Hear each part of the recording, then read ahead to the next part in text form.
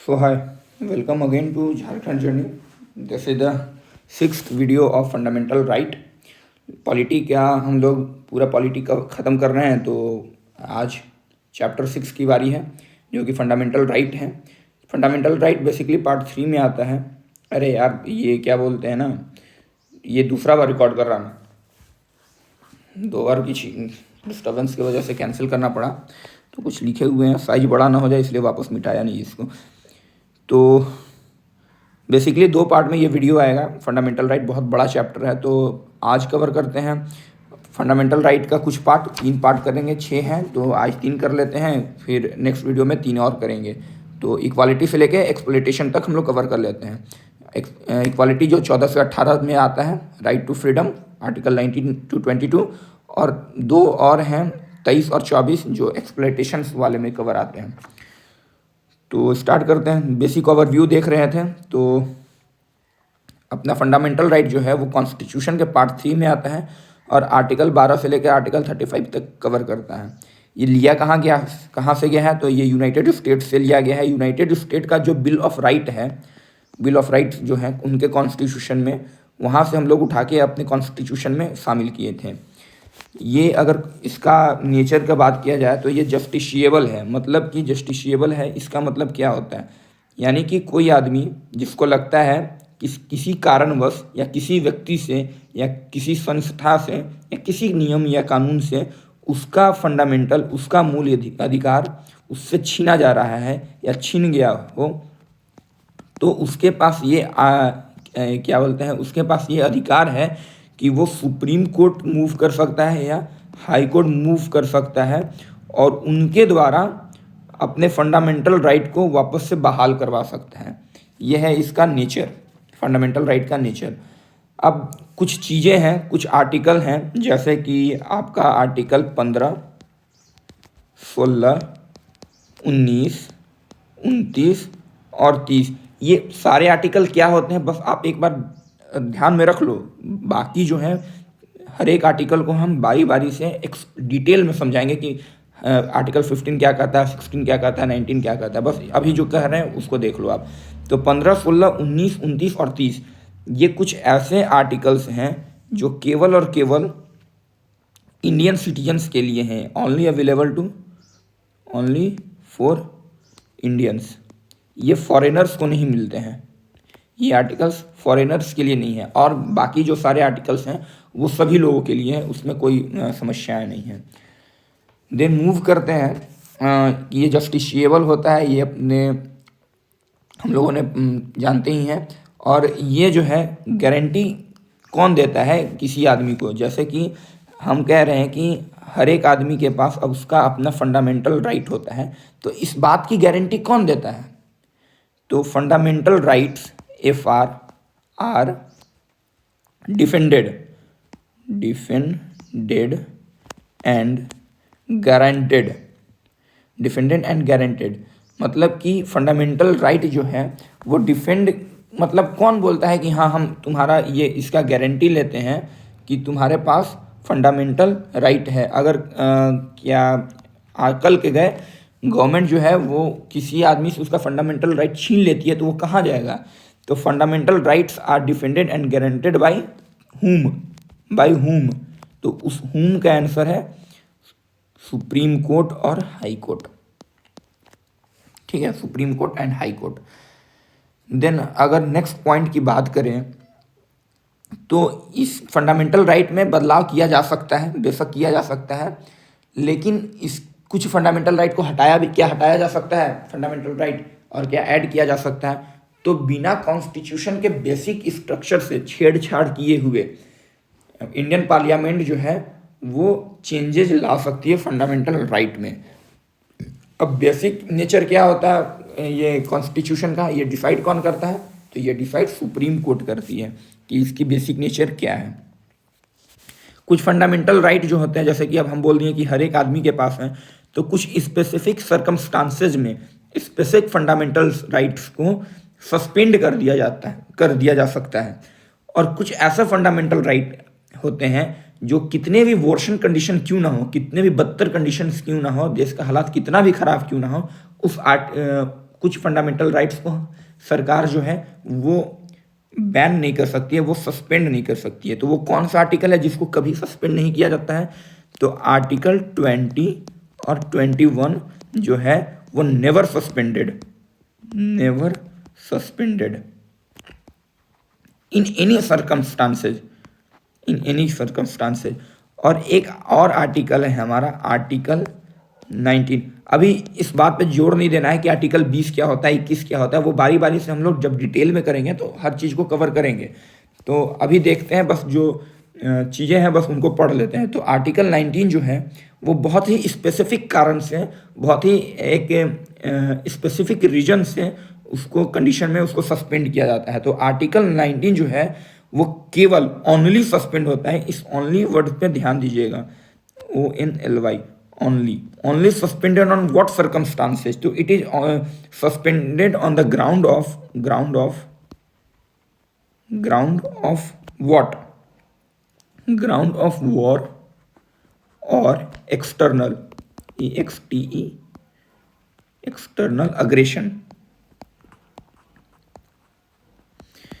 अगर सैन्य विद्रोह हो जाता है हमारे देश में, मान लेते हैं कि एक हाइपोथेटिकल कंडीशन मान लेते हैं कि सैन्य विद्रोह हो गया, या फिर कुछ लोग जो हैं वो सरकार के खिलाफ बंदूक उठा के सशस्त्र तरीके से विद्रोह कर देते हैं, तो उस कंडीशन में आर्टिकल 19 सस्पेंड क्या होता है? नहीं होता है।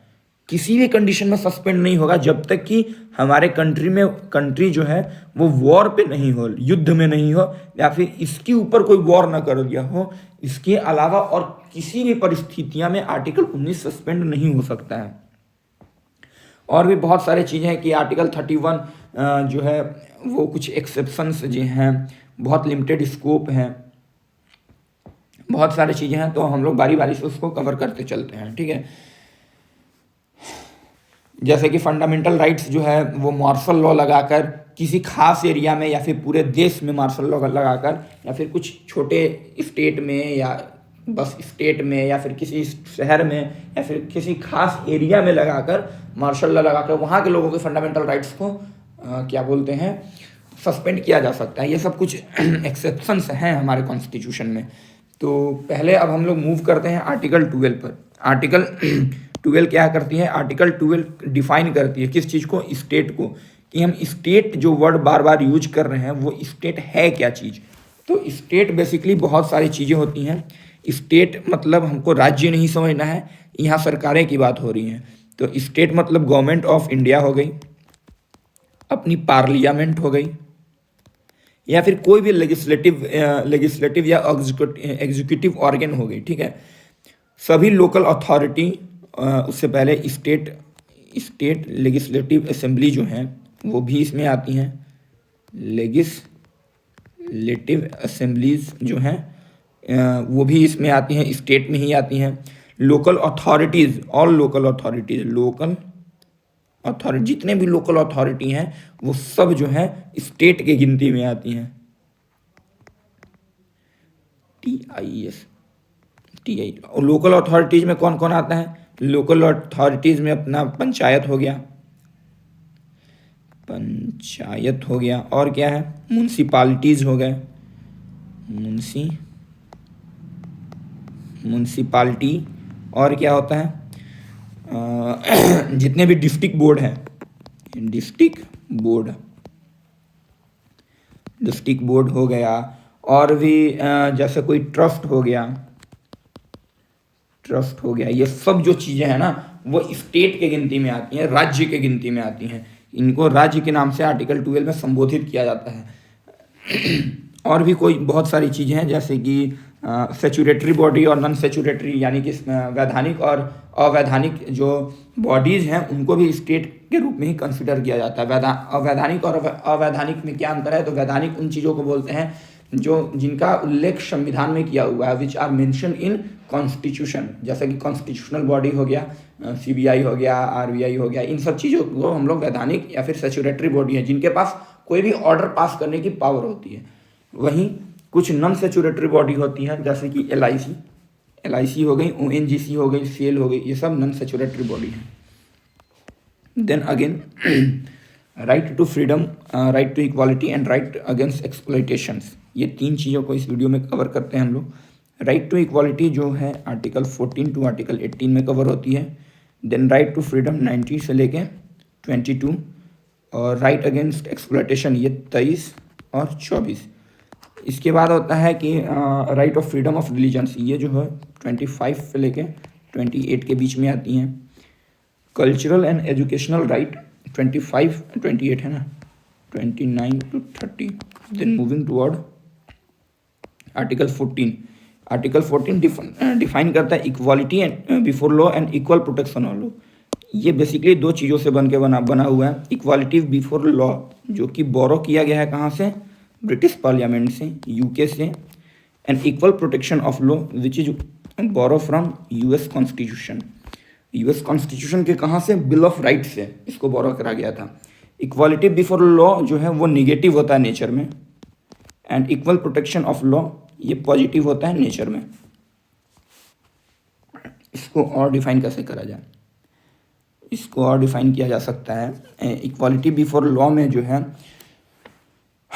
Equality before law and equal protection of law, अगर इसको 2 पार्ट में हम लोग समझते हैं तो पहला कंसेप्ट जो है वो कहता है कि absence of any special privilege in favour of any person, यानी कि किसी भी खास व्यक्ति को किसी भी खास तरह का प्रिविलेज नहीं दिया जाएगा।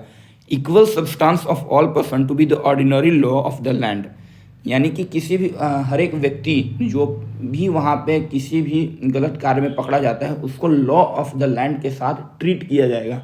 Whereas equal protection of law जो इसका सेकेंड कंसेप्ट है वो कहता है कि equality of treatment under the equal circumstances, ये किया है। और ये both in the privilege confirmed and liability impose by the law, ठीक है। The similar application of the same law to all person who are similar situated, यानी किसी खास तरह के कामों में, किसी खास तरह की चीज़ों में किसी खास तरह की एप्लीकेशन को लागू किया जाएगा। इसी का कोट है आर्टिकल 15 का, जो आर्टिकल 14 में इक्वल प्रोटेक्शन ऑफ लॉ है, इसी का एक कोट है कि like should be treated alike without any discrimination. ये CSE में का वो है, क्या बोलते हैं, आया हुआ क्वेश्चन है कि like should be treated alike without any discrimination. ये जो कोट है, कोट बाय कोट है, वो कहाँ मेंशन किया हुआ है, तो ये it is mention in article 14, और ये जो सब पार्ट है किसका, इक्वल प्रोटेक्शन ऑफ लॉ का। Then moving to the next, क्या बोलते हैं, नेक्स्ट आर्टिकल, आर्टिकल 15। आर्टिकल 15 क्या करता है ना कि प्रोहिबिटेट करता है लोगों को, प्रोहिबिटेट करता है, किस चीज़ के लिए प्रोहिबिटेट करता है, ये प्रोहिबिटेट करता है किसी भी आदमी को स्टेट जो है वो डिस्क्रिमिनेट नहीं कर सकती है on the ground of what, on the ground of religion, race, caste, sex और प्लेस ऑफ बर्थ। किसी भी आदमी को, ठीक है, रिलीजन, रेस, कास्ट, सेक्स और प्लेस ऑफ बर्थ के हिसाब से उनको डिस्क्रिमिनेट नहीं किया जा सकता है। इस ओनली वर्ड पे खास ध्यान देना है हम लोगों को। ये जो ओनली वर्ड है ना, ये बहुत ही खास है, मतलब कि उनका जाति, उनका क्या रेस है, उनका क्या कास्ट है, उनका वेदर दे आर मेल और फीमेल, उनका क्या सेक्स है और वो कहाँ पे जन्मे हैं, केवल इन्हीं चीज़ों के आधार पर हम जो है वो लोगों को, सिटीजन्स को डिस्क्रिमिनेट नहीं कर सकते हैं। इसके बहुत सारे वो हैं, प्रोविज़न है, सेकेंड प्रोविज़न है, थर्ड प्रोविज़न है, बहुत सारे चीज़ है। इसमें कुछ एक्सेप्शंस भी हैं। ये जैसे हम लोग कहें ना कि किसी को किसी के सेक्स के बेसिस पे किसी से डिस्क्रिमिनेट नहीं किया जा सकता है, जैसे कि कोई मेल हो तो उसके साथ, मेल या फीमेल हो तो उसके साथ डिस्क्रिमिनेशन नहीं होगा, लेकिन कुछ इसके एक्सेप्शंस हैं। जैसे कि क्या एक्सेप्शन है, जैसे कि एक्सेप्शन है ना, reservation of women, reservation for women, women in what, women, children, children in what, in metro और any public place, any public place. जो हम लोग रिजर्वेशन देखते हैं मेट्रो में, बस में, पब्लिक प्लेस पर, ये एक्सेप्शन है किसके, आर्टिकल 15 का। आर्टिकल 15 कहता है कि किसी भी सिटीजन्स को उसके रिलीजन, रेस, कास्ट, सेक्स और प्लेस ऑफ बर्थ के डिस्क्रिमिनेट नहीं कर सकते हैं, लेकिन हम जो है वुमेंस को, चिल्ड्रन को रिजर्वेशन दे के उनके जो अपोजिट जेंडर के लोग हैं उनके साथ डिस्क्रिमिनेशन कर रहे हैं। बेसिकली ये हुआ ना कि अगर किसी बस में कुछ सीटें रिजर्व की हुई हैं वुमेन को, तो ये जो है अपने आप में मेल के अगेंस्ट डिस्क्रिमिनेशन है। हम नेगेटिव सेंस में ले रहे हैं, लेकिन इसकी ये पॉजिटिव अप्रोच से लाई गई है, लेकिन नेगेटिव सेंस में अगर बात करा जाए तो ये किसी मेल के साथ ये डिस्क्रिमिनेशन है कि किसी बस में है जो है वो एक सीट उनको अलॉट कर दिया गया है कि ये स्पेसिफिक इसी जेंडर के लिए सीट है, उसमें कोई और जेंडर का आदमी नहीं बैठ सकता। तो ये सब चीज़ें जो हैं वो एक्सेप्शन है, बहुत सारी एक्सेप्शंस हैं इनमें। और जो वर्ड डिस्क्रिमिनेशन है ना, डिस्क्रिमिनेशन, इस वर्ड डिस्क्रिमिनेशन का मतलब क्या होता है? मतलब कि किसी भी आदमी को किसी भी दूसरे आदमी से अलग जो करने की भावना होती है ना कि नहीं तुम ये नहीं करेगा क्योंकि तुम फीमेल हो इसलिए तुमको ये नहीं करना चाहिए, तुम्हारा कास्ट जो है ये है इसलिए तुम इस पर्टिकुलर काम को नहीं कर सकते हो। तो इन चीज़ों को आर्टिकल 15 जो है वो प्रोहिबिटेड करती है। और ये किसके लिए है? ये किसी इंडिविजुअल के लिए नहीं है। कौन डिस्क्रिमिनेट नहीं कर सकता है? तो स्टेट डिस्क्रिमिनेट नहीं कर सकता है। तो स्टेट यहाँ पे होगा prohibition of discrimination by state only on the ground of religion, race, caste, sex और प्लेस ऑफ बर्थ। तो स्टेट जो है वो डिस्क्रिमिनेट नहीं कर सकती है। और स्टेट का मतलब क्या है? स्टेट का मतलब अभी हम लोग देखे थे स्टेट किसको कहते हैं। Then moving to the next article 16। Article 16 बोलता है equality of opportunity in the public employment. इनका बस एक ही कहना है कि इनका क्या कहना है कि no citizen can be discriminated against और इनएलिजिबल फॉर एनी एम्प्लॉयमेंट और office under the state on ground of only religion, race, caste, sex, descent and place of birth और देयर रेसिडेंस। ये क्या कह रहे हैं कि नो सिटीजन, ये कुछ स्पेसिफिक टर्म जो ज़्यादा महत्वपूर्ण टर्म है हम उनको लिखते हैं, ठीक है। तो अब बाकी जो बोल रहे हैं उनको सुनिए। No citizens can be discriminated against और बी इनएलिजिबल। किसी इक्वल अपॉर्चुनिटी में अगर स्टेट कोई बहाली निकालती है या फिर कोई भी एम्प्लॉयमेंट देती है जो कि कोई भी एम्प्लॉयमेंट जो कि स्टेट के अंडर आता है, वो जो है किसी भी सिटीजन को इनएलिजिबल करार नहीं देगा और उनके साथ डिस्क्रिमिनेटेड नहीं करेगा। ये कह के only on ground of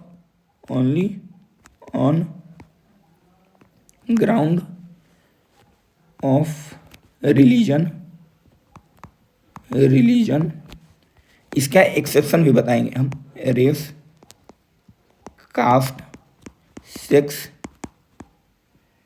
decent,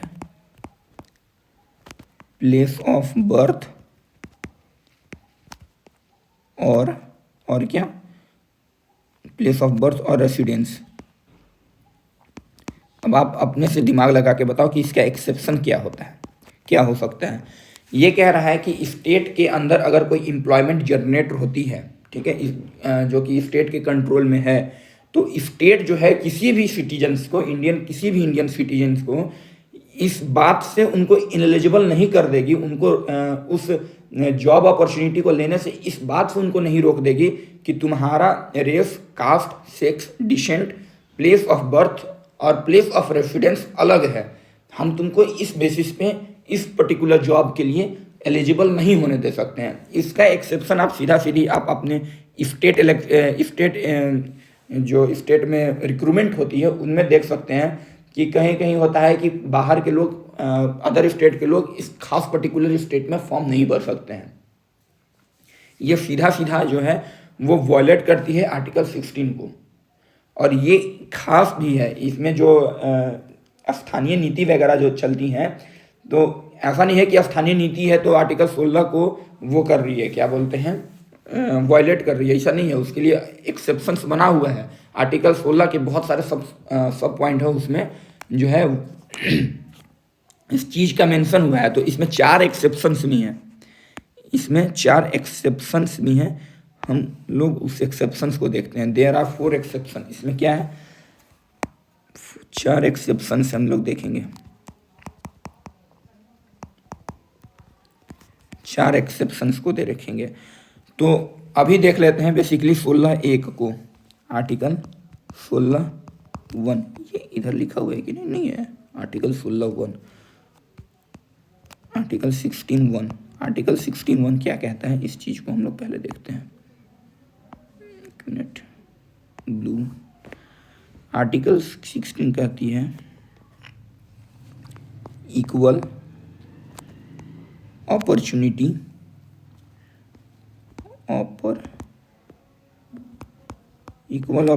in job, ये आर्टिकल 16(1) बोलती है। Article 16(2), moving to the next article, subs, ये इनके सब्स, वो तो डिफाइन कर रहा है ना, उसके बाद उसके अंदर बहुत सारे आर्टिकल हैं, तो वो क्या कहती हैं, इन चीज़ को देखते हैं। आर्टिकल 16(2), आर्टिकल 16(2) जो है, सेलेक्ट हो जा भाई, आर्टिकल 16 जो है वो बोलती है नो डिस्क्रिमिनेशन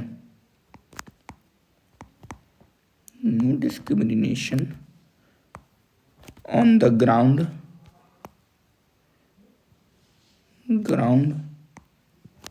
ऑफ डिसेंट, और ऊपर जो मेंशन किए हैं वो religions, race, caste, sex, descent. एक चीज़ आप लोग ध्यान दिए, आर्टिकल 15 में जो डिस्क्रिमिनेशन का बेस था उसमें डिसेंट वर्ड नहीं था, लेकिन आर्टिकल 16 में उस एक नए वर्ड को ऐड किया गया है, डिसेंट को। अब 4 एक्सेप्शंस के बारे में हम लोग बात करते हैं।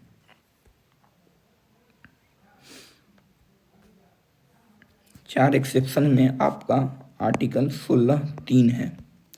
आर्टिकल 16(3) जो है वो एक्सेप्शंस में ही आती है। आर्टिकल 16(3), आर्टिकल 16(3) क्या बोलता है, आर्टिकल 16 बोलता है कि पार्लियामेंट जो है कैन इम्पोज स्थानीय नीति इन स्टेट और यूटी। पार्लियामेंट कैन इम्पोज क्या, स्थानीय नीति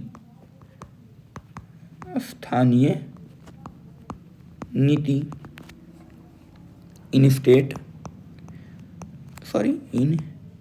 स्टेट और कहाँ, यूनियन टेरिटरी। अब इसके बारे में एक मजेदार बताते हैं। पार्लियामेंट कौन है, दिल्ली में है हमारा, तो पार्लियामेंट जो है वो खुद से किसी स्टेट में, किसी खास स्टेट में या यूटी में स्थानीय नीति लागू कर सकता है, ये पार्लियामेंट कहता है। इसको जो है 1974 में ये ख़त्म हो चुका था भाई, 1974 में ये ख़त्म हो चुका था। अब पार्लियामेंट जो है वो नहीं लगाती है, इम्पोज नहीं करती है स्थानीय नीति। अब कौन करता है, स्टेट लेजिस्लेचर करता है। पार्लियामेंट और स्टेट लेजिस्लेचर में बहुत अंतर है। अब कौन स्थानीय नीति लागू करता है, अब अपना स्टेट लेजिस्लेचर जो है वो स्थानीय नीति लगाता है। Moving to the next point, 16(3) हो गया ना। 16(4) बहुत इंटरेस्टिंग है भाई। 16(4) जो है वो रिजर्वेशन के लिए बात करता है।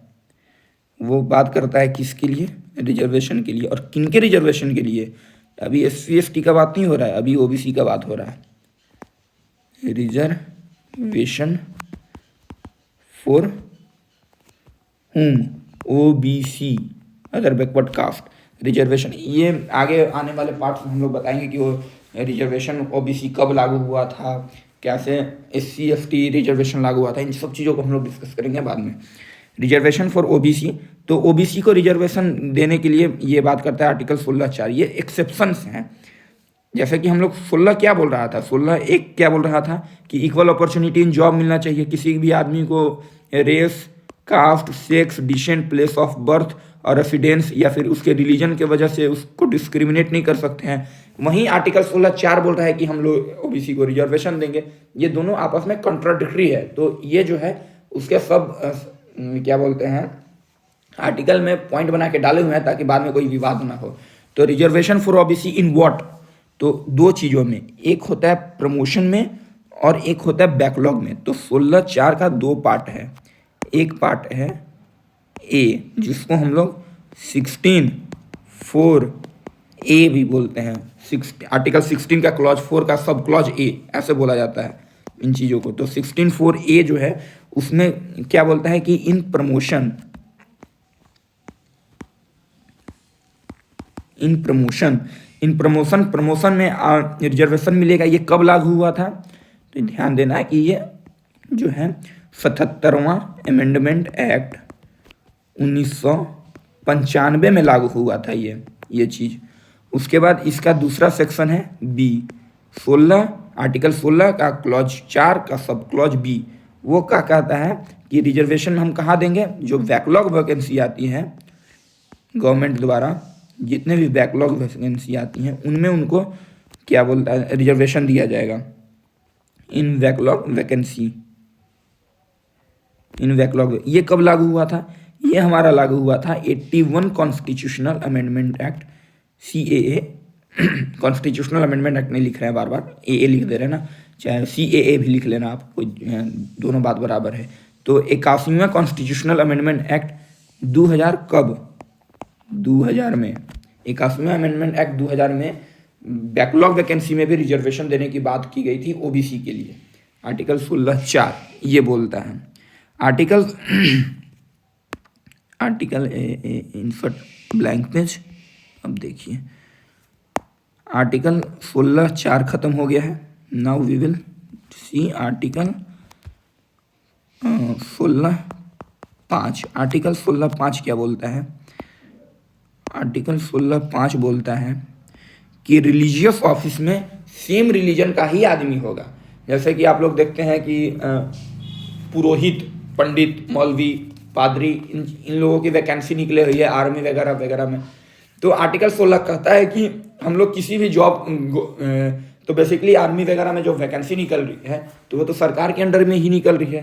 तो आप कैसे डिस्क्रिमिनेट कर सकते हैं अन्य लोगों को, किसी खास आदमी को ही क्या है आप जाने दे रहे हैं। तो ये सब एक्सेप्शन है भाई, ये सब एक्सेप्शन है, इसलिए तो एक्सेप्शन दिया हुआ है कि रिलीजियस ऑफिस में,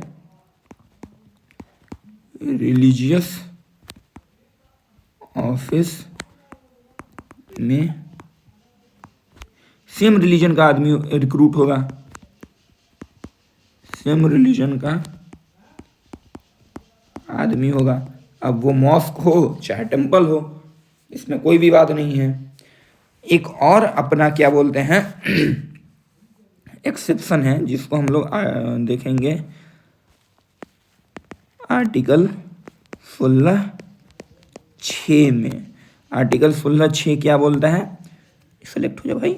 आर्टिकल 16(6) बोलता है, ब्लू हो गया ना, आर्टिकल 16(6) किसको रिजर्वेशन देता है, ये भी रिजर्वेशन देता है, RESER, reservation for ST SC या किसका, EWS का रिजर्वेशन मिलता है आर्टिकल 16(6) से। बहुत रिजर्वेशन का बात हो रहा है भाई, आओ देखते हैं रिजर्वेशन कैसा कैसा कब कब और किसको किसको कितना रिजर्वेशन मिला था। रेड पेन निकालो, देखते हैं रिजर्वेशन का बात करते हैं ना। तो सबसे पहले रिजर्वेशन मिला था किसको, SC ST को, ठीक है। RES रिजर्वेशन समझ आना, रिजर्वेशन फॉर किसको, SC या ST, शेड्यूल कास्ट या शेड्यूल ट्राइब। इनको कब मिला था, इनको मिला था आपको 1950 में।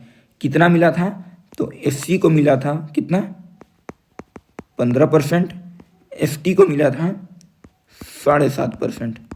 ये हो गया SC ST का कहानी 1950 में।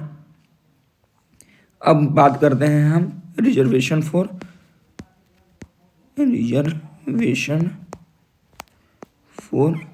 किसका, OBC का बात करते हैं। OBC को रिजर्वेशन कब मिला, 1990 में, ठीक है। फिर हम लोग बात करते हैं EWS को रिजर्वेशन मिला कब, 2019 में। 2019 में रिजर्वेशन ईडब्ल्यूएस को मिला, लेकिन इसका बात जो है ना वो ओबीसी के रिजर्वेशन टाइम से ही चल रहा था। और इन दोनों को जो रिजर्वेशन लाने में बहुत बड़ा भूमिका किसका था? अपने वीपी सिंह साहब का था, वीपी सिंह सर का था, जो एक्स पीएम है, हमारे प्राइम मिनिस्टर थे। और देख लें क्या इन सब चीज़ों के बारे में, एक मिनट देख ही लेते हैं, एक और पेज इंसर्ट करते हैं, इंसर्ट ब्लैंक पेज। और क्या हुआ था कि अब जो रिजर्वेशन जो है, रिजर्वेशन अब आया है तो कोई तो सजेस्ट किया होगा भाई, ऐसे ही तो रिजर्वेशन नहीं आया। तो रिजर्वेशन को सजेस्ट कौन किया गया था? तो इसको सजेस्ट मंडल कमीशन शायद किया था। हाँ, मंडल कमीशन इसको नहीं हाँ, मंडल कमीशन सजेस्ट किया था रिजर्वेशन के बारे में। तो रिजर्वेशन सजेस्टेड बाय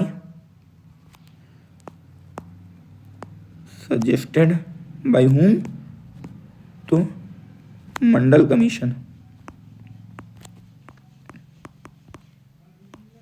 कमीशन द्वारा रिजर्वेशन को सजेस्ट किया गया था। उसके बाद एक कमीशन बना, पहला ओबीसी कमीशन बना, फर्स्ट ओबीसी कमीशन बना।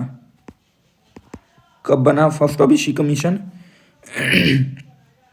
ओबीसी कमीशन बना किसके नेतृत्व में बना था? कक्कड़ के यार पूरा नाम नहीं याद आ रहा है इनका, कक्कड़ कमीशन कुछ यही कुछ। फर्स्ट ओबीसी कमीशन का नाम क्या था? कक्कड़ कमीशन नाम था, सॉरी, कक्कड़ कमीशन नाम से पहला ओबीसी कमीशन बना था, कक्कड़ कमीशन में। इसका मेंशन कहाँ है? इसका मेंशन आर्टिकल 340 में है, ठीक है। उसके बाद सेकेंड ओबीसी कमीशन भी बना, सेकेंड ओबीसी कमीशन बना, उसी का नाम था सेकेंड मंडल कमीशन, सेकेंड CONN, ठीक है ना। सेकेंड ओबीसी कमीशन का नाम क्या था? मंडल कमीशन, मंडल कमीशन। ये कब बना था? सॉरी फॉर दैट, 1953 में बना था। और ये जो है 1953 में बना था, 2 साल, हाँ, 1955 में अपना रिपोर्ट को सबमिट कर दिया था। So that's all for reservation. अब हम लोग बात करते हैं आर्टिकल 17। आर्टिकल 17 बोलता है एबोलिशन ऑफ अनटचेबिलिटी। अनटचेबिलिटी नहीं होगा, उसका एबोलिशन होगा, उसका बहिष्कार हो गया अनटचेबिलिटी का। लाइट कट गई, रोशनी आने दीजिए, एक मिनट। तो एबोलिशन ऑफ अनटचेबिलिटी हो गया, ठीक है। तो अनटचेबिलिटी को डिफाइन नहीं किया गया है कि किसको अनटचेबल हम लोग मानेंगे, इस चीज़ को कॉन्स्टिट्यूशन में डिफाइन भी नहीं किया गया है, ठीक है। तो एबोलिशन ऑफ अनटचेबिलिटी हो गया।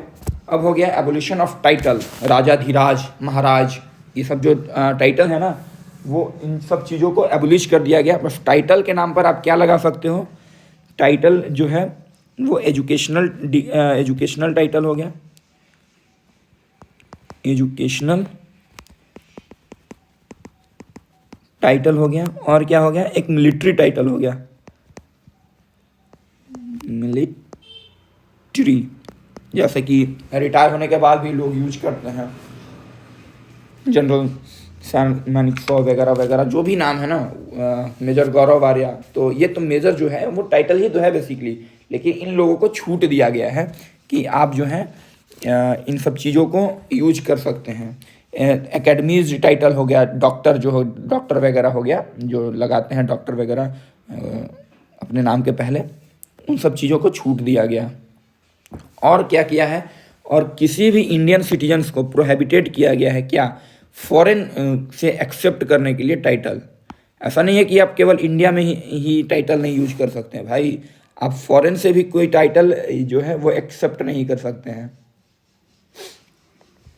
इन सब चीज़ों के बारे में हो गया। उसके बाद अपना ख़त्म हो जाता है, एक ख़त्म हो जाता है सेक्शन। उसके बाद नया सेक्शन है right to freedom. Right to freedom, right to freedom article 19 से लेकर आर्टिकल 22 तक चलेगा। इसमें नहीं लिखे थे, बहुत दिक्कत हुआ, इसमें लिख के लाए हैं 1992 करके, इन सब चीज़ों के करके लिख के लाए हैं। तो सब चीज़ लाद के लाए हैं भाई।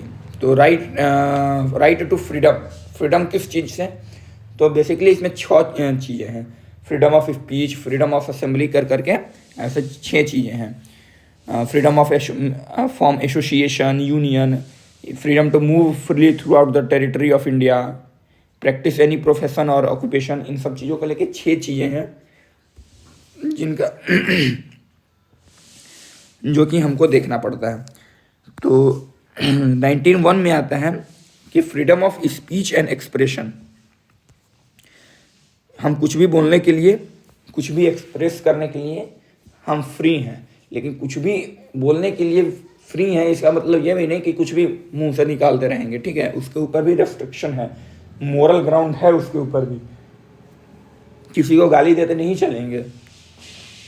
और फ्रीडम ऑफ स्पीच के साथ साथ बहुत शानदार एक और इसी में है, freedom of remain silence. Remain बोलने का तो अधिकार है भाई, आप लोग सबसे ज़्यादा यूज इसका किया करो।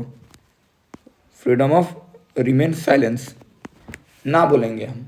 अगर मैं कोई पूछा जा रहा है कहाँ कांड करके आओ, तो बोल देना भैया हमारे पास फ्रीडम है। किस चीज़ का फ्रीडम है, तो रिमेन साइलेंस, शांत रहने का वो है, क्या बोलते हैं, फ्रीडम है।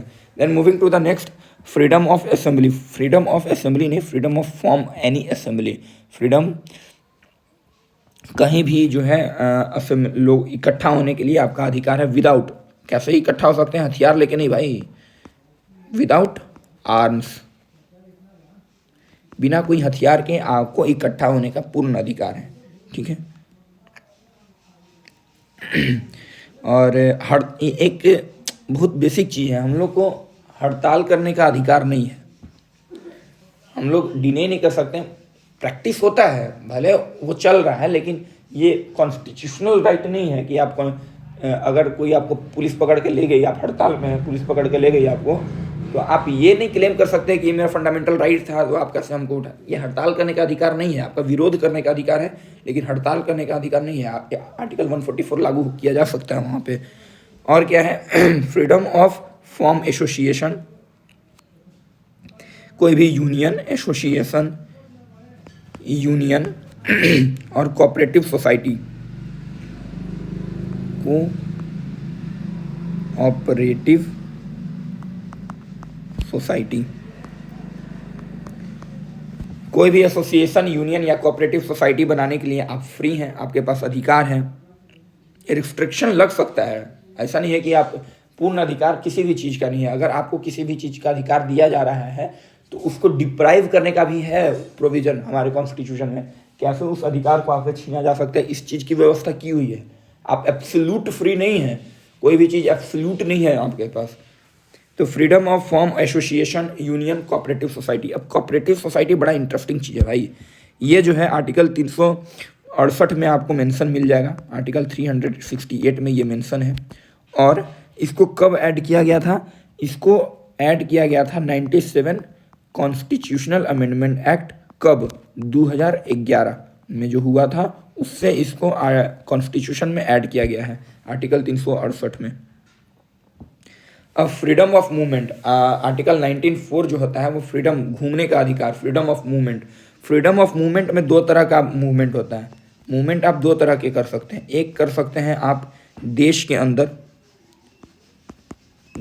अंदर आप कहीं घूमना चाहते हैं, एक आप घूमना चाहते हैं देश से बाहर निकलना चाहते हैं, बाहर घूमने के लिए। ये 2 तरह का मूवमेंट है। दोनों मूवमेंट आर्टिकल 19 से चलते नहीं हैं। आर्टिकल 19 से बस देश के अंदर घूमने का आपका अधिकार है, आप कहीं भी जाके घूम सकते हैं। देश के बाहर जाने का अधिकार कहाँ से मिलता है, तो ये आपको आर्टिकल 21 से मिलता है, ये राइट आपको 21 से मिलता है।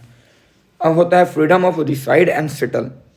आपके पास फ्रीडम है, आप कहीं भी रिसाइड कर सकते हैं, कहीं भी सेटल हो सकते हैं, कहीं भी घर बना के रह सकते हैं। फ्रीडम ऑफ प्रोफेशन है, आप किसी भी तरह का प्रोफेशन, कोई भी ऑक्यूपेशन, कोई भी ट्रेड, कोई भी बिजनेस करने के लिए स्वतंत्र है। इनफैक्ट अभी जो है सुप्रीम कोर्ट एक रूलिंग में ये कही थी, ये 3 या 4 महीने पहले की बात है, कि जो देह व्यापार जो है वो भी एक तरह का फंडामेंटल राइट है। इस पर कंसीडर करने के लिए सुप्रीम कोर्ट कंसीडर कर रही थी, ये स्टेटमेंट दी नहीं थी लेकिन कर रही थी इस बात को। और आर्टिकल 19(6) ये 19(7) में आता है, फ्रीडम ऑफ प्रोफेशन। आप कोई भी अधिकार आपके पास है कि आप किसी भी तरह का प्रोफेशंस, किसी भी तरह का बिजनेस, किसी भी तरह का ट्रेड कर सकते हैं। अब एक बहुत इंटरेस्टिंग है प्रॉपर्टी वाला, राइट टू प्रॉपर्टी, प्रॉपर्टी का अधिकार। तो प्रॉपर्टी का अधिकार जो है ना, वो फंडामेंटल राइट से इसको हटा दिया गया है, रिमूव किया गया है इसको। कब रिमूव किया गया है बता? ये हुआ था 1978 में। कैसे रिमूव? किसी भी अब हम लोग जानते हैं कि अपने कॉन्स्टिट्यूशन में किसी भी चीज़ को ऐड करने के लिए या फिर उसको रिमूव करने के लिए क्या लाना पड़ता है? कॉन्स्टिट्यूशनल अमेंडमेंट एक्ट लाना पड़ता है, ठीक है। तो कॉन्स्टिट्यूशनल अमेंडमेंट, कौन से कॉन्स्टिट्यूशनल अमेंडमेंट एक्ट से राइट टू प्रॉपर्टी को रिमूव किया गया? तो ये किया गया था 44वां कॉन्स्टिट्यूशनल अमेंडमेंट एक्ट। कब जो हुआ था ये? 1978 में। 1978 में इसको रिमूव कर दिया गया। अब रिमूव करके इसको क्या कर दिया गया? इसको लीगल राइट बना दिया गया। ये हो गया लीगल राइट। अब लीगल राइट कहाँ पे मेंशन है? तो ये जो है आपको राइट टू प्रॉपर्टी जो कि लीगल राइट है, ये आपको आर्टिकल 300A में मेंशन मिलेगा। अब हम लोग जाते हैं protection in respect of conviction of offence. अब आदमी जो है वो कांड कर दिया, ठीक है, कुछ कांड कर दिया, तो अब उसकी सुरक्षा कैसे की जाए? एक्यूज जो आदमी है उसकी सुरक्षा कैसे किया जाए? उसको अब कुछ कांड कर दिया जाए तो ऐसा नहीं है ना कि उसको सीधा फांसी पर चढ़ा दिया जाएगा। तो उसके लिए उसको सुरक्षा करने के लिए बहुत सारे प्रोविज़न हैं, जिसके 3 मेजर प्रोविज़न हैं। हम लोग 20A, 20B, 20C के नाम से जानते हैं। अब भाई से गलती हो गया है, ठीक है, तो अब गलती है तो इसका ये मतलब नहीं कि उसको जान से मार दें। उसकी सुरक्षा के लिए भी कुछ अब जैसे कि एक बार गया वो मर्डर करके जेल में चला गया, पता चला सज़ा काट के निकला और फिर से उसको जेल में डाल दिया गया कि नहीं तू मर्डर करके आया था तो फिर से जेल में जा। ऐसा नहीं होता है। तो इसके लिए बहुत सारे प्रोविज़न हैं, हम लोग बारी बारी से देखते हैं।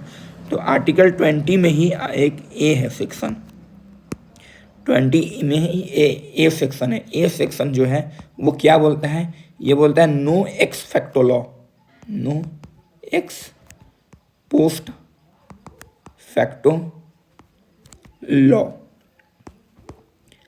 No ex post facto law मतलब क्या होता है? इसका मतलब क्या है? इसका मतलब ये है कि अगर आदमी कोई कांड कर दिया, लेट से कि कांड कर दिया, ठीक है, जैसे कि वो आज मर्डर कर देता है, ठीक है, तो आज के हिसाब से उसको मान लेते हैं कि लेट से कि उसको 7 साल की जेल हो जाती है, ठीक है। 7 साल बाद जब वो जेल में था तो उसी दरमियान जब वो 3-4 साल जेल में रह गया था, तो जैसा कि आज 2023 चल गया, तो 2026 में क्या होता है कि एक संविधान संशोधन होता है और कहा जाता है कि नहीं, अब से जो मर्डर करेगा ना उसको 12 साल जेल डाल देंगे। तो अब उस आदमी जो 7 साल जेल काटने के बाद बाहर निकलेगा, उसको फिर से जेल में इसलिए नहीं डालेंगे क्योंकि जो है क्योंकि अब नया नियम आ गया है कि अब जो है मर्डर करने पर 12 साल जेल डालना है। ऐसा नहीं है, उसको दोबारा जेल नहीं डालेंगे। तो यही कहता है कि पहले जो कांड कर दिया वो आदमी, उसको जो है नए नियम से दंड नहीं मिलेगा। इसको लिख देते हैं हम लोग, पहले किए गए अपराध पर नए, हिंदी बहुत गंदा है बे, नए लॉ से, इंग्लिश भी तो ऐसा ही गंदा लिख रहे हैं, नए लॉ से सजा नहीं मिलेगी या फिर दंड नहीं मिलेगा, नहीं मिलेगा। ये है no ex post facto law. बहुत ही बार एग्जाम में रिपीट हो चुका है ये चीज़। No ex post facto law किसको बोलते हैं? बहुत बार ये इसको एग्जाम में पूछा गया है। अबे यार मिट क्यों गया? फिर से लिखो,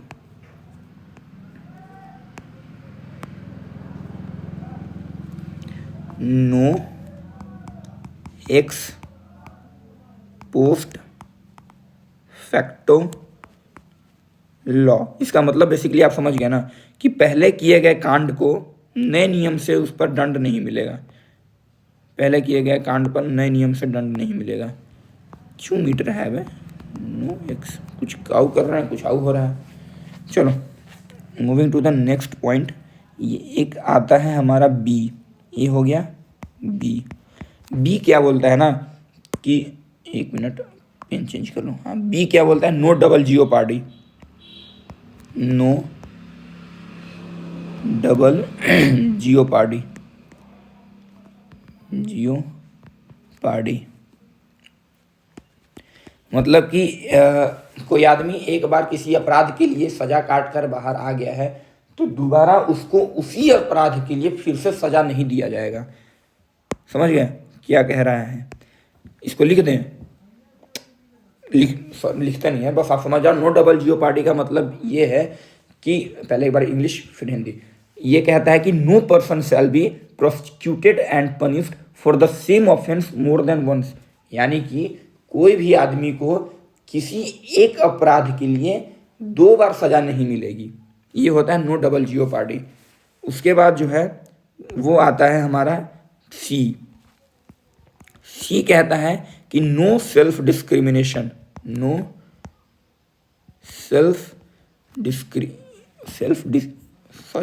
डिस्क्रिमिनेशन है, इनक्रिमिनेशन। क्या बोल रहे हैं भाई? ये इनक्रिमिनेशन मतलब कि गवाही, अपना गवाही खुद मान्य नहीं होगा। उसका गवाही लिया जाएगा, बेशक लिया जाएगा। अगर जैसा कि कोई मर्डर किया, ठीक है, तो उसको पकड़ लिया पुलिस। अब उससे पुलिस वो बोल दिया कि हाँ हम ही मर्डर कर दिए हैं, तो कोर्ट इस बात पर उसको सजा नहीं दे देगा क्योंकि वो कबूल रहा है कि हाँ हम मर्डर किए हैं, इसलिए उसको सजा दे देंगे। इस बात पर उसको सजा कभी नहीं मिलेगा।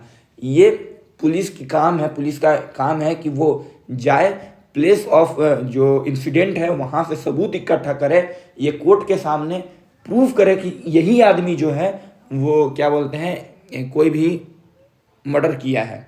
उसके कहने से मात्र से ये प्रूव नहीं हो जाएगा कि वो आदमी गिल्टी है।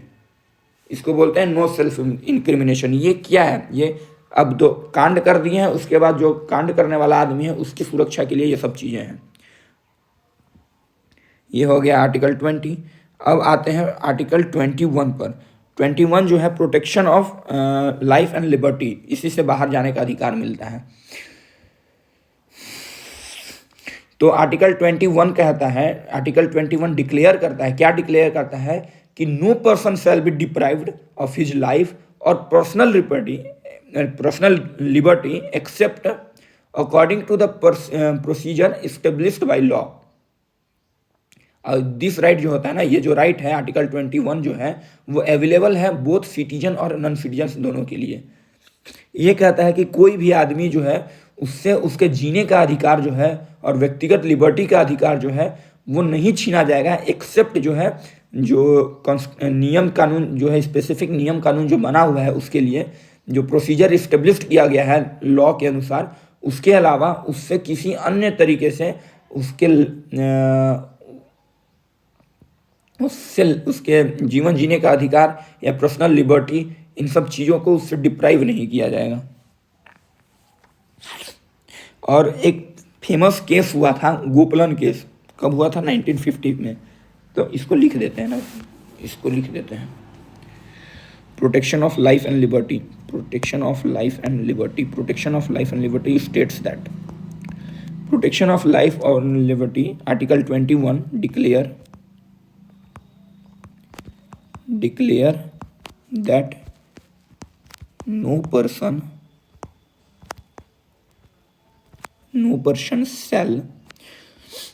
shall be deprived of his life और पर्सनल लिबर्टी, या एंड लगा सकते हैं, और पर्सनल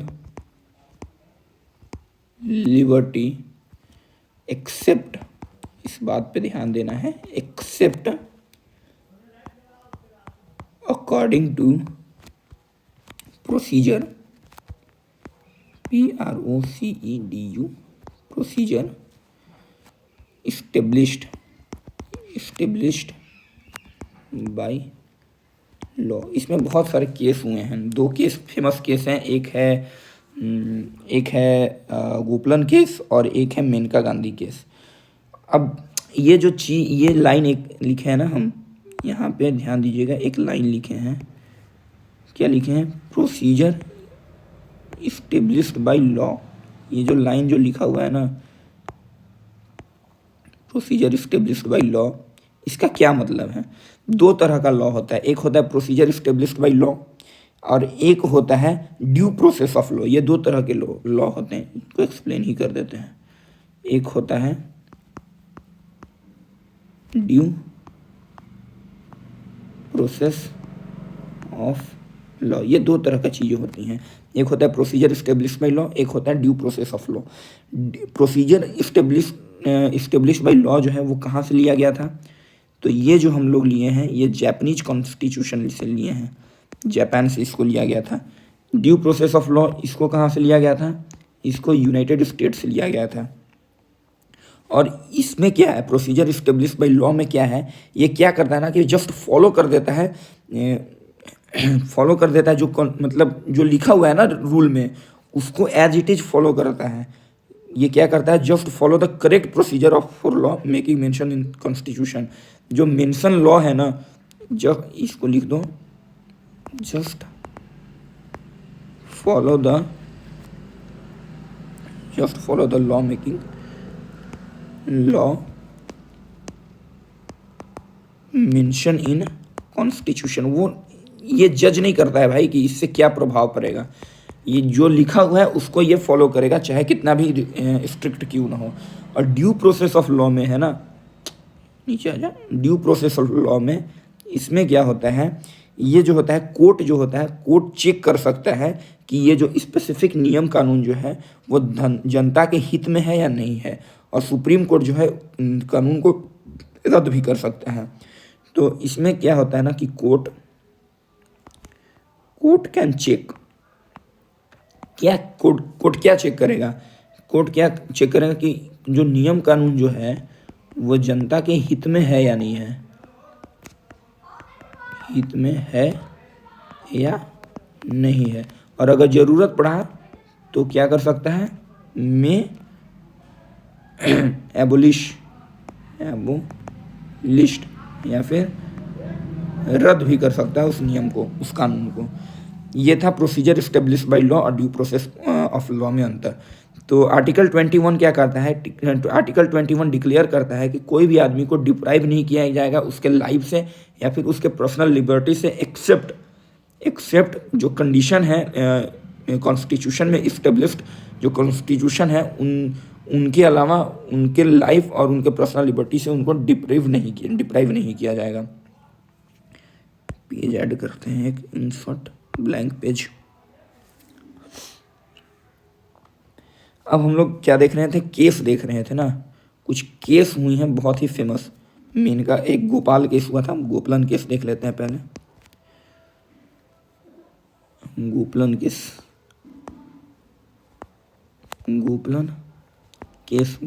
कब हुआ था?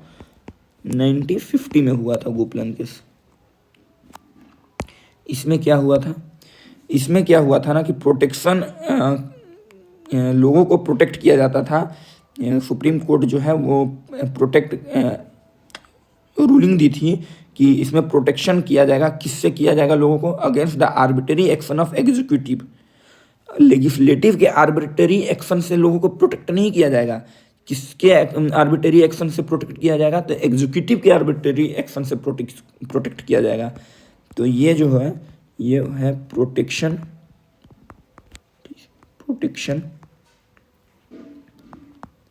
अगेंस्ट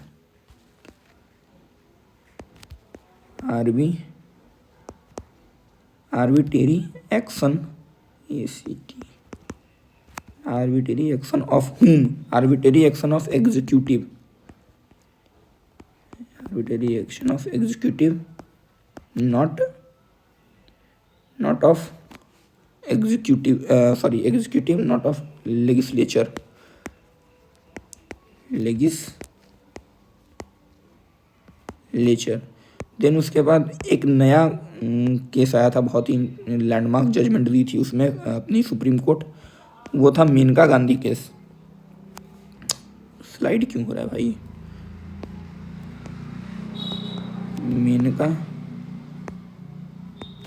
गांधी केस कब हुआ था ये? 1978 में। मेनका गांधी केस में क्या हुआ था ना कि उस समय सुप्रीम कोर्ट रूलिंग दी थी। क्या रूलिंग दी थी? कि कोई भी जो राइट जो है, यानी कि आर्टिकल 21 जो है, आर्टिकल 21 जो है, ये जो पर्टिकुलर राइट है, article protection of life and liberty, उसको डिप्राइव किया जा सकता है by law law on the reasonable और fair ground.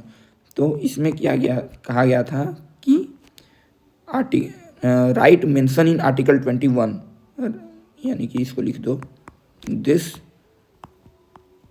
Right can be deprived, छीना जा सकता है। डिप्राइव्ड बाई, कौन छीन सकता है? By law. क्यों छीन सकता है? On reasonable ground, on reasonable ground, reasonable या फिर फेयर ग्राउंड, फेयर भी लिख सकते हो, फेयर ग्राउंड। इन आधार पे जो है वो protection of life and liberty जो है, ये अधिकार उनसे किसी भी सिटीजन से छीना जा सकता है। अब देखते हैं आर्टिकल 21A। आर्टिकल 21A जो है वो क्या कहता है? तो ये है राइट टू एजुकेशन। पहले जो था, और देख लें क्या इसमें कि कौन कौन सा जो है वो लाइफ ऑफ लिबर्टी में आता है। तो बहुत सारे चीज़ें हैं जो life of protection of life and liberty में आता है, जैसे कि ह्यूमन डिग्निटी के साथ जीना, ये हो गया। अच्छे माहौल में काम करना, प्राइवेसी, शेल्टर, अच्छी हेल्थ केयर, फ्री एजुकेशन, 14 साल तक फ्री एजुकेशन, ये सब जो है ना वो मूल अधिकार हैं लोगों के मूल अधिकार हैं। फ्री लीगल एड जो है वो मूल अधिकार है। स्पीडी ट्रायल, कोर्ट में जल्दी से ट्रायल करना, और यहाँ तक कि हिली एरिया में रोड का होना, ये भी अधिकार है। Protection of life and liberty में ये भी आता है। Right to information, right of to reputation, right to family pension, right to सोना, भाई सोना जागना, मतलब कि आपकी कोई भी काम, जो भी मानव इंसान के काम होना, जिससे इंसान के जीवन अच्छे से गुजरे, एक डिसेंट गुजरे, एक डिग्निटी से गुजरे, उन सब सब चीज़ें जो हैं वो आर्टिकल 21 के अंदर कवर होती हैं। और आर्टिकल 21 बहुत वास्ट एरिया है। इसमें सुप्रीम कोर्ट जो है वो रूलिंग देते रहती है कि इसको भी, ये भी जो है आर्टिकल 21 के अंतर्गत ही आता है। यहाँ तक कि विदेश जाना, फॉरेन जाना, ये सब जो है, स्टेट के बाहर गाड़ी चलाना, ये सब जो है वो protection of life and liberty के अंतर्गत आता है। फैमिली पेंशन, इकोनॉमिक और सोशल जस्टिस, ये सब जो है वो लीगल एड, स्पीडी ट्रायल वगैरह तो बता दिए हैं। अगेंस्ट कोई इनह्यूमन ट्रीटमेंट कर रहा है तो उसके अगेंस्ट एक्शन, ये सब जो है आर्टिकल 21 के अंदर आते हैं। बहुत वास्ट चैप्टर है, बहुत वास्ट सेक्शन है। तो आर्टिकल 21A क्या कहता है? ये कहता है right to education, right to education, शिक्षा का अधिकार। पहले ये कहाँ था? ये जो था कहाँ था? DPSP में था, directive principle of state policy में था, जो कि आर्टिकल कहाँ? आर्टिकल 45 में था। बाद में क्या होता है कि यहाँ से इसको कॉन्स्टिट्यूशनल अमेंडमेंट एक्ट 86वां संविधान संशोधन करके कब? 2002 में इसको फंडामेंटल राइट बना दिया गया। इसको फंडामेंटल राइट बना दिया गया। फिर यही आर्टिकल 45 को ही बदल के आर्टिकल 21A बनाया गया था। कब? 2002 में। अब एक राइट टू एजुकेशन है ना, 2009 में क्या हुआ था? 2009 में राइट टू एलिमेंट्री एजुकेशन जो है, फ्री और कंपलसरी एजुकेशन, फ्री और को मैंडेटरी कर दिया गया था। फ्री एंड कंपलसरी एजुकेशन को मैंडेटरी कर दिया गया था फ्रॉम एज ऑफ 6 to 40, 6 से लेके 14 वर्ष तक फ्री और कंपलसरी एजुकेशन 2009 से फंडामेंटल राइट में इसको इंक्लूड कर दिया गया था। अब देखते हैं article 22 protection against arrest and detention. हम लोग क्या देखे थे अभी थोड़ी देर पहले? हम लोग देखे थे protection in conviction of offence, मतलब कि कोई अपराध हो गया उसके बाद व्यक्ति की सुरक्षा के लिए क्या क्या नियम कानून है, और उसके बाद देखते हैं कि अगर अपराध नहीं हुआ है उसके पहले उसकी सुरक्षा के लिए अगर उसको डिटेन किया जा रहा है तो उसकी सुरक्षा के लिए क्या है। देखो डिटेंशन जो है ना, जो डिटेंशन जो है वो दो तरह के होते हैं, एक होता है प्यूनिटिव, एक होता है प्रिवेंटिव। एक होता है कि आप पहले कांड करेंगे उसके बाद आपको दंड मिलेगा, एक होता है आपको कांड करने से पहले ही उठा लिया जाता है, उस केस में भी अगर आपको दंड दिया जा रहा है तो आपकी सुरक्षा कैसे सुनिश्चित हो, ये जो है आर्टिकल 22 में मेंशन है। तो ये दो तरह का होता है, एक मिनट हम समझाते हैं। ये डिवाइडेड इन 2 लो यहाँ, एक होता है प्यूनिटिव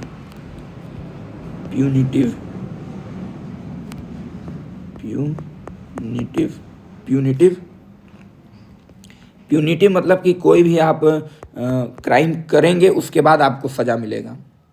और एक होता है detention, preventive detention. Punitive detention में आप जैसा कि चोरी लबारी कर दिए उसके बाद आपको पुलिस उठा के ले जाएगी। अगर एक होता है प्रिवेंटिव कि अगर आप पता चल गया कि आप मर्डर करने वाले हैं, आप मर्डर किए नहीं है, ध्यान दीजिएगा, आप पुलिस को पता चल जाता है कि आप जो हैं अब मर्डर करने वाले हैं या फिर आपके द्वारा कोई भी क्राइम को अंजाम दिया जाएगा, तो उस केस में पुलिस आपको उठा सकती है, उस केस में भी पुलिस आपको उठा सकती है। तो इसको, इस तरह के डिटेंशन को हम लोग कहते हैं प्रिवेंटिव डिटेंशन, प्रिवेंटिव डिटेंशन, ठीक है, इन तरह के चीज़ों को। अब प्यूनिटिव में आपको क्या लीगल एड मिलेगा, इसमें 22 है ना, तो इसमें एक सेक्शन आता है, सब सेक्शन है 22(1), आर्टिकल 22(1). आर्टिकल 22(1) क्या कहता है कि आपको अरेस्ट करने से पहले इन्फॉर्म किया जाएगा बिफोर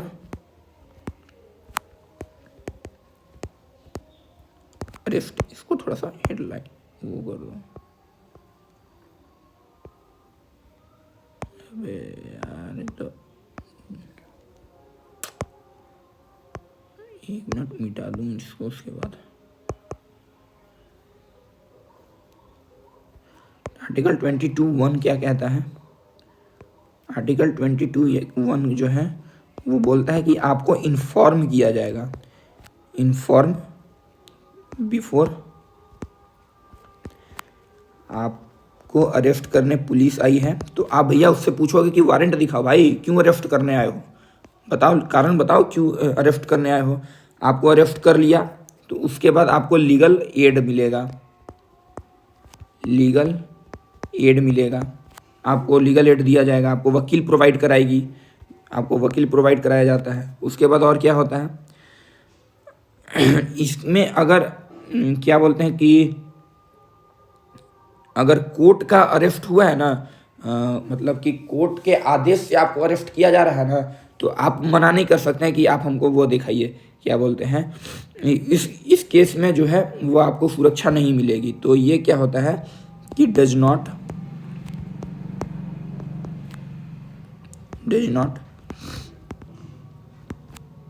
प्रोटेक्ट अंडर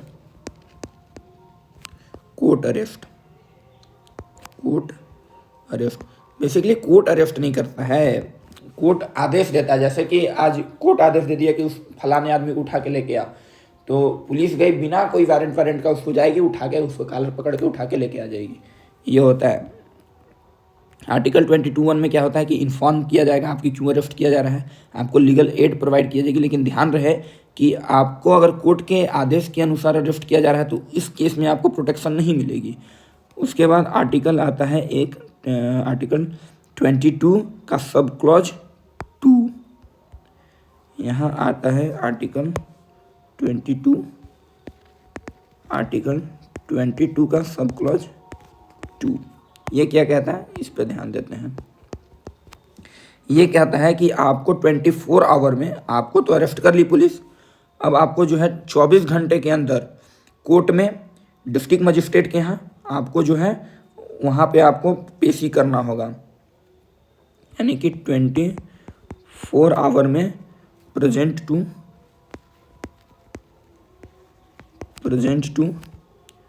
कोर्ट या डिस्ट्रिक्ट मजिस्ट्रेट के सामने आपको ले जाके वहाँ पे आपको पेशी करना होगा। अब डिस्ट्रिक्ट मजिस्ट्रेट या फिर कोर्ट के ऊपर निर्भर करता है कि आपको हिरासत बढ़ाया जाएगा या नहीं। ये जो है जज जो हैं, हमारे जज साहब जो हैं, माय लॉर्ड जो हैं, वो जो हैं हिरासत बढ़ा सकते हैं,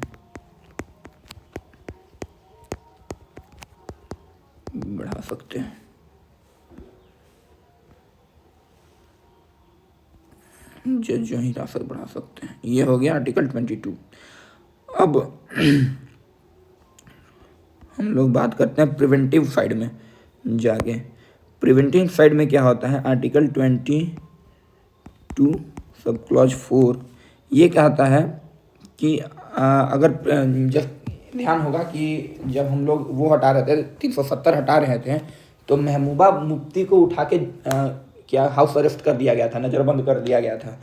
वो इसी आर्टिकल के माध्यम से किया गया था भाई, 22(4). उनको पता है भाई, वो आग लगवा देंगी, दंगा करवा देंगी, इसलिए पुलिस को पता है, सरकार को पता है, वो जारी करवाती है प्रिवेंटिव डिटेंशन, जारी करवाता है कोर्ट से, उसको उठा के हाउस अरेस्ट करवा देता है।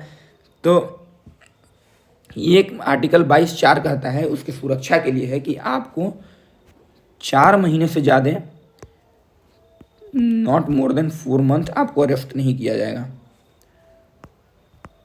Not more than 4 month.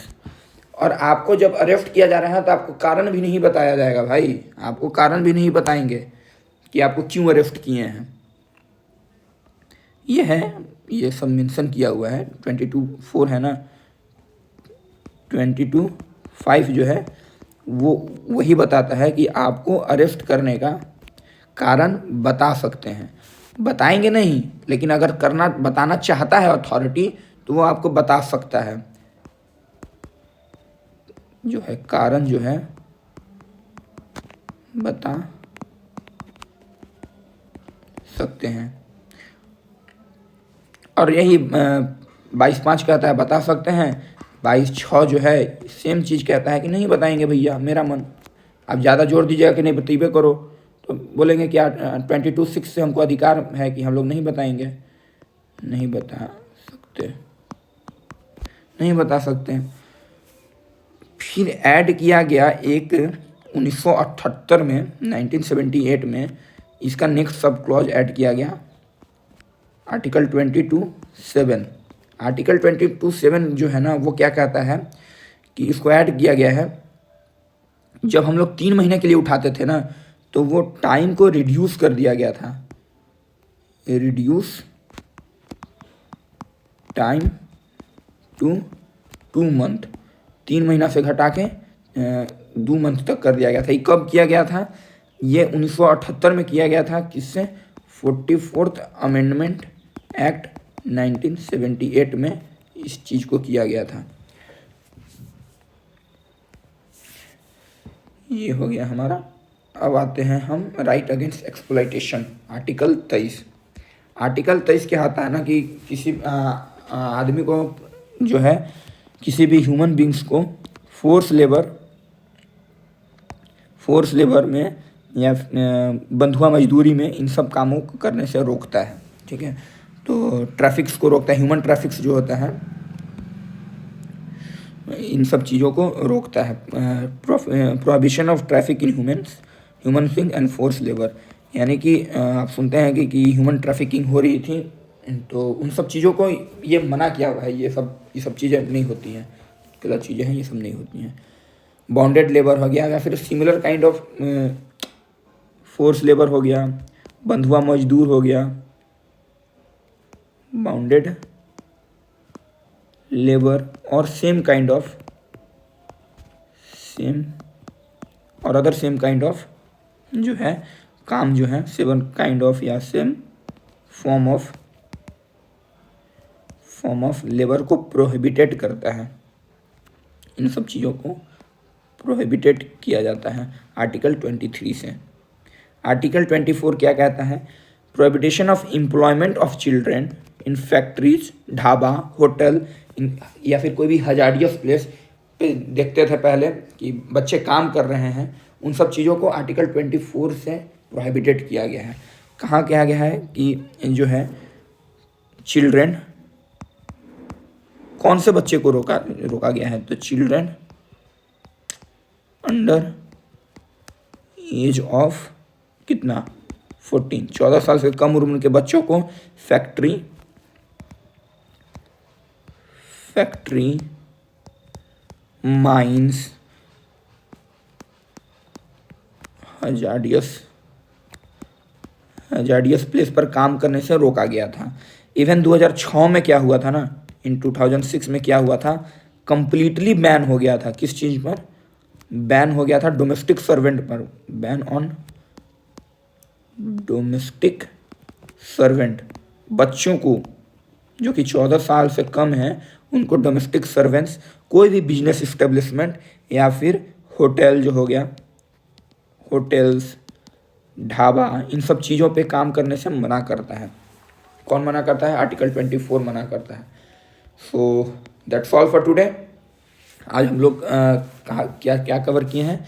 आज हम लोग जो है 24 तक कवर कर लिए हैं, और नेक्स्ट वीडियो में जो नेक्स्ट वीडियो आएगा उसमें हम लोग ये जो है cultural and educational right to constitutional remedies और राइट टू आर्टिकल 31-32 जो है इन दोनों को, right to freedom of religions, cultural and educational right और कॉन्स्टिट्यूशनल रेमेडीज, इन 3 चीज़ों को हम लोग नेक्स्ट के वीडियो में करेंगे, उसमें ख़त्म हो जाएगा।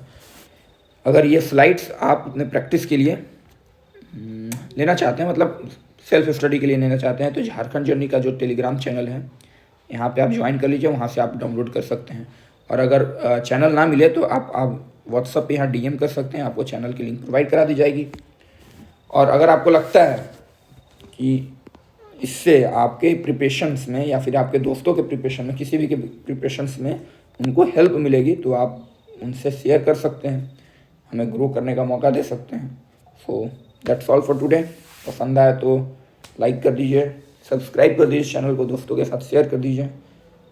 Thank you, have a good day.